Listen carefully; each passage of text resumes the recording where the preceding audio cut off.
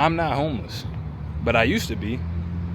Not in the sense of not knowing where my next meal was going to come from, not having a roof over my head, not knowing where I could lay my head down at night. I've been blessed not to have to struggle with those things, but I have not felt at home in my own skin.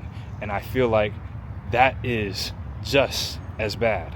There is a pandemic of people not feeling at home anywhere, even if they do have every luxury in the world.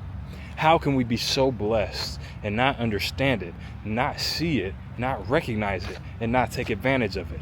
We are living in a depression age. We have access to so much information, videos like this. We have access to clean drinking water, to food at every corner, every exit on the highway. You can go get food freely. It's ready-made for you. But we're in a pandemic of depression. And I understand that there are different levels to depression. What I'm talking about is the typical human experience of being dissatisfied, of having anxiety and not knowing where to place it, not knowing where they belong. That I can speak on. Being suicidal, having dark thoughts, I can't speak on it. I don't know if I have the answer to that. I know that I probably don't. The only answer is talking to trained professionals who see cases like that every single day. And if you're one of those people, then I hope that you do seek help further than just listening to me. That being said, I do know what it feels like to not want to live through the day that's to come because you're afraid of what it might bring. Feeling a knot in your chest, feeling like you can't take a deep breath because life is weighing so heavily on you. And I didn't recognize how blessed I was. I was a professional athlete and didn't recognize that I was living in the dream that I had worked for my entire life because I was chasing the next thing. I was in a country I was born in, a country I was supposed to feel at home in. And yeah, I spoke the language. Ich spreche Deutsch. Ich kann fließend Deutsch sprechen. But I didn't feel at home in my own skin. So how can I feel at home in a country where I didn't grow up in, per se? I spent my summers there. That's why I can speak the language. But I didn't feel at home there because I didn't feel at home where I grew up. I didn't feel at home in my home where I grew up because I wasn't okay with myself.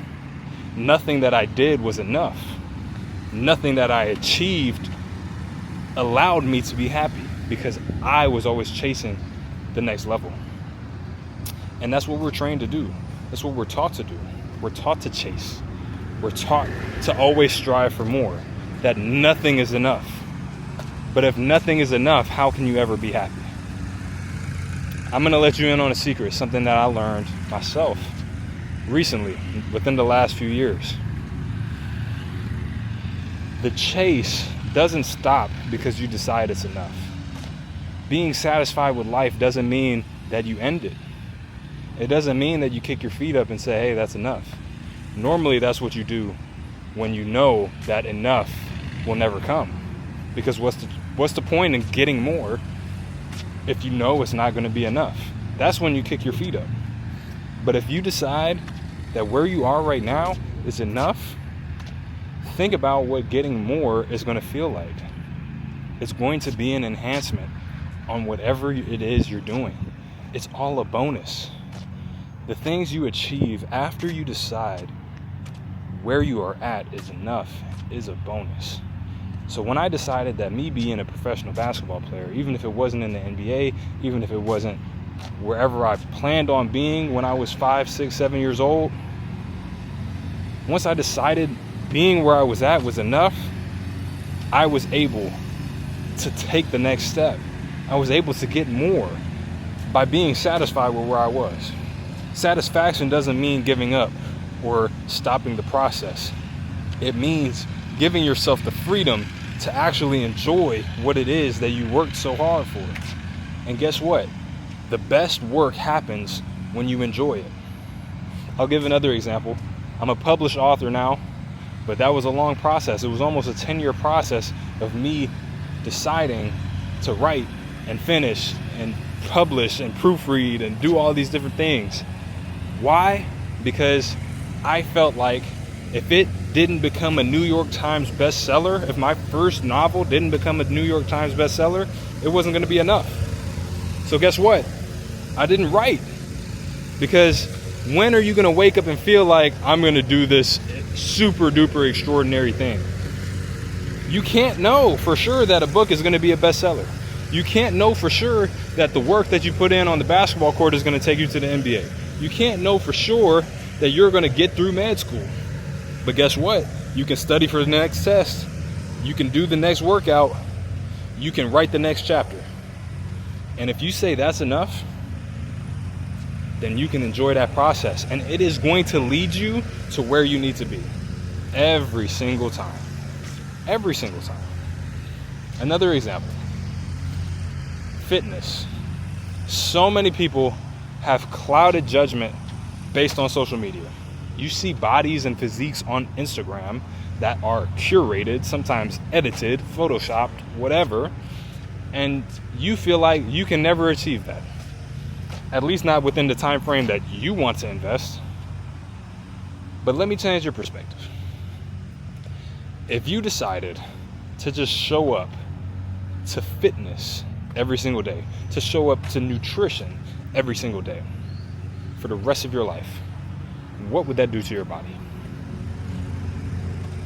Instead of doing the crash diets, instead of doing the 3-month workout plans and then stopping because it's not who you actually want to be for the rest of your life, you just want the result that it gives you. What if you said, hey, I want to be healthier, I want to be fit. What are steps that I can take every single day? Small steps, repeatable steps that I know within a few years are going to land me wherever it is that I dream of being. What if you did that? What if you said, hey, I know it's not going to look like much progress in the short term, but in the long term and for the rest of my life, I'm going to thank myself for doing that. Language learning is another beautiful example of this. I was blessed to grow up bilingual, but think about how a kid learns a language. A kid doesn't sit down with a book and study vocab. A kid, day by day, picks up a word or two, then a sentence, then a phrase. Next thing you know, they're forming complete sentences, and it seems like just yesterday they were goo-gooing and gaga. So think about it in terms of being a child, somebody who has their entire life in front of them. We're convinced that our clock is running out. But life is the longest thing that you will ever experience. Let me say that one more time, because I don't think you really listened to what I said. Life is the longest thing you will ever experience. So you might as well invest that time into being the person you want to be. And being the person doesn't mean having the things. Being the person means showing up on a daily basis. Me making it to the NBA, for example. Let's say that's my goal. That dream doesn't stop when I sign my first contract. It only begins. Some people are so blinded by the chase that they don't even realize that the whole idea was to become, in this case, an NBA player. So if you try and backdoor your way into the NBA and you're not good enough to play there, the NBA is going to be miserable. Professional basketball is going to be miserable. If you are a surgeon and you don't know how to operate, oh my goodness. That is a lawsuit and financial ruin waiting to happen.